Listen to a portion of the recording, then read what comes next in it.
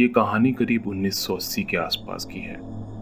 मनोज नाम का एक लड़का था जो मेरा सबसे अच्छा दोस्त हुआ करता था। बड़े होकर हम दोनों काम भी साथ किया करते थे। हम सनोदिया गांव के रहने वाले थे, लेकिन काम करने जयपुर जाया करते थे। हमारा काम न्यूज़पेपर प्रिंटिंग का था और फैक्ट्री जयपुर रेलवे स्टेशन के पास ही हुआ करती थी। एक दिन मनोज ने मुझसे कहा कि उसकी बुआ की लड़की की शादी है और शादी में मुझे भी चलना है। मनोज की बुआ शामपुरा गांव की रहने वाली थी और शादी भी उसी गांव में थी। शादी वाले दिन हम दोनों अपने काम से जल्दी फ्री हो गए। जयपुर से सनोदिया जाने वाली ट्रेन शाम 5 बजे निकलती थी, तो हम समय पर रेलवे स्टेशन पहुंच गए और वहां बैठ के इंतजार करने लगे। पुराने समय में गांव में होने वाली शादियां दिन में ही शुरू हो जाया करती थी। हम दोनों 5 बजे ट्रेन में बैठ के करीब 6 बजे सनोदिया उतर गए। मनोज की बुआ का घर रेलवे स्टेशन से करीब 3 किलोमीटर दूर था और उस समय किसी तरह का कोई साधन नहीं हुआ करता था, तो हम पैदल ही निकल पड़े। हम जिस रास्ते जा रहे थे वहाँ किसी तरह की कोई रोशनी नहीं थी और इस दिन अक्षय तृतीया थी, तो रात भी बहुत अंधेरी थी। हम दोनों बातें करते हुए जा रहे थे कि अचानक मनोज एकदम चुप हो गया।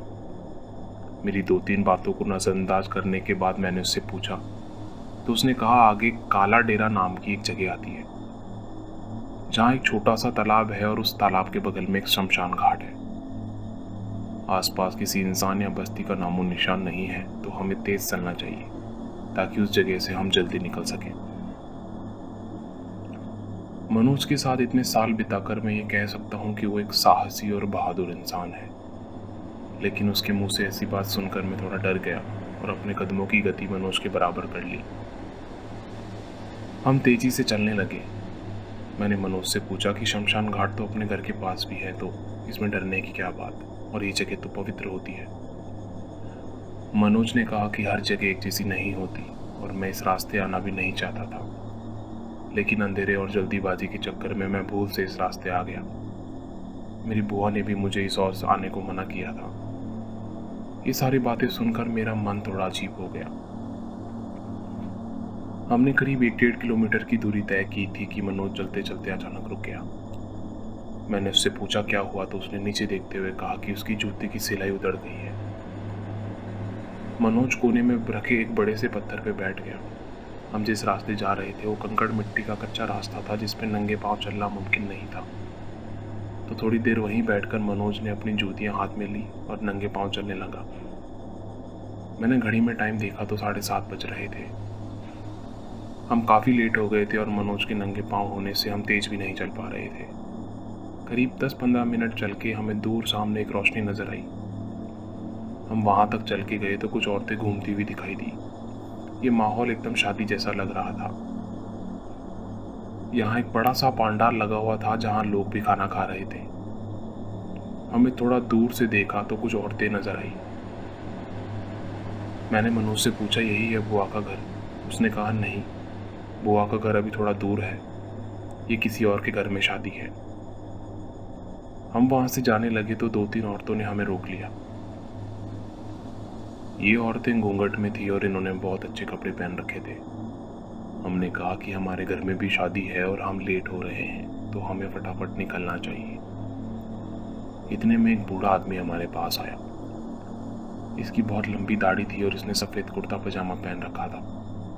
इसने कहा खाना तो खा के जाओ। जब हमने मना किया तो इसने कहा खा नहीं सकते तो थोड़ा अपने साथ ही ले जाओ, ऐसे खाली हाथ जाना अशुभ होता है।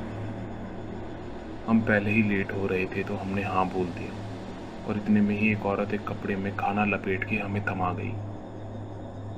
मैंने पोटली को हाथ में लिया और हम चल पड़े। हम तेज कदमों से चलने लगे और करीब 100 कदम दूर आके मनोज ने पीछे मुड़ के देखा तो उसके चेहरे का रंग उड़ा हुआ था।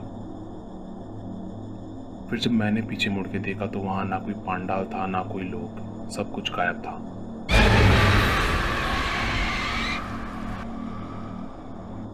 जब हमने ध्यान से देखा तो वहां एक चिता जल रही थी।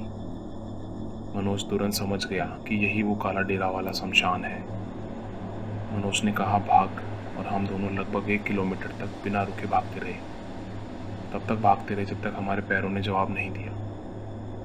इतना भाग के हम एक जगह रुके। मेरे होश उड़ गए जब मैंने देखा कि वो खाने की पोटली अभी भी मेरे हाथ में ही थी। मैंने तुरंत उसे फेंक दिया। मनोज ने अपनी जेब से माचिस निकाली और तीली जला के उस पोटली के पास गया और मुझसे बोला, इसे खोल। उसे खोलते ही मैंने देखा कि उस पोटली में राख के अलावा और कुछ नहीं था। ये देखते ही मैं और मनोज इतना डर गए कि एक दूसरे को बिना कुछ बोले ही वहां से भाग उठे। तब तक भागते रहे जब तक हमें बुआ का घर दिखाई नहीं दिया। हम घर में घुस के वहीं ज़मीन पर लेट गए और सब हमसे पूछने लगे कि तुम इतना लेट कैसे हो गए। हमने उन्हें सारी बात बताई तो सबके चेहरों की हवाइयाँ उड़ गई। बुआ ने बताया कि इस रास्ते से लोग दिन में भी गुजरने से डरते हैं और बहुत लोगों के साथ ऐसी घटनाएं हुई हैं। उस दिन के बाद मैं आज तक किसी गांव की शादी में लेट नहीं गया। इतने साल हो गए, लेकिन जब भी गांव में कोई शादी होती है तो मुझे ये घटना ज़रूर याद आती है।